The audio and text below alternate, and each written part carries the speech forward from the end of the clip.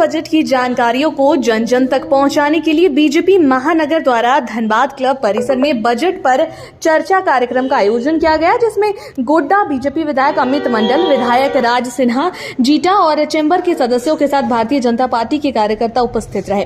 इस दौरान बजट के बारे में जानकारी देते हुए सभी ने कहा कि यह बजट देश को महाशक्ति के साथ आत्मनिर्भर बनाने वाला बजट है।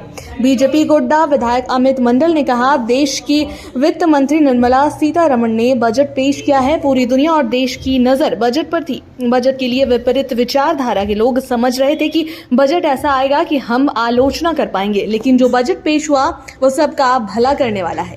मिडिल क्लास वर्ग का भी ख्याल रखा गया। इनकम टैक्स स्लैब के दायरा भी बढ़ाया गया। 1 साल तक मुफ्त भाजपा के लोग झारखंडियों को बोका समझते हैं, ऐसा बयान देना अपने में दुर्भाग्यपूर्ण है, क्योंकि भाजपा के लोग कोई अमेरिका से नहीं आए, वो भी झारखंडी है। अगर झारखंडी को बोका कहते हैं तो भाजपा के लोग हैं, स्वाभाविक रूप से उनको भी वो बोका कह रहे हैं। तो राजनीतिक क्षेत्र में जब आप रहते हैं तो इस तरह की बयानबाजी से आपको बचना चाहिए। मुझे लगता है कि वो प्रदेश के मुख्यमंत्री हैं और भाजपा के लोग हो या आजसू के लोग हो या जेएमएम के लोग हो, सभी झारखंडी है।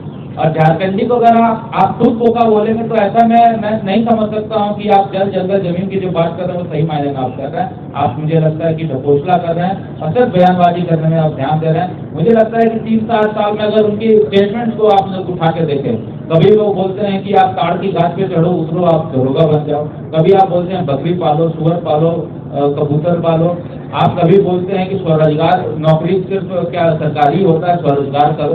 तो आप अपने स्टेटमेंट से बार बार पलटते रहते हैं। मुझे लगता है कि ये दुर्भाग्यपूर्ण है। और कोविड के काल में आपको याद होगा उनका एक स्टेटमेंट आया था, हम लोगों ने कफन की व्यवस्था कर दी है। तो कहीं ना कहीं जब आप ऐसा स्टेटमेंट देते हैं तो मुझे इनकी सीरियसनेस से का अंदाजा हो जाता है वो कितना प्रदेश के प्रति सीरियस है। मुझे लगता है काफी दुर्भाग्यपूर्ण स्टेटमेंट उनके द्वारा है। ये डायरेक्ट इस बजट में आपको इस चीज का जो है वो एनालिसिस आप नहीं कर पाएंगे, क्योंकि ये धनबाद का बजट नहीं है, झारखंड का बजट नहीं है, पूरे देश का बजट है। अभी सरकार ने 50 नए एयरपोर्ट की घोषणा की है, तो मेरा पूरा मानना है कि धनबाद की 5,000 करोड़ धनबाद को मिला है रेलवे में। मेरा पूरा मानना है कि धनबाद में एयरपोर्ट की जरूरत इसलिए भी है क्योंकि यहाँ पर औद्योगिक क्षेत्र हो या एजुकेशनल क्षेत्र हो, इसमें बहुत ज्यादा यहाँ पर विकास हुआ है आने वाले दिन में। तो निश्चित तौर पर मेरा ये मानना होगा कि 50 एयरपोर्ट जब बने तो उसमें धनबाद का नाम आए, उसको लेकर स्टडी हो।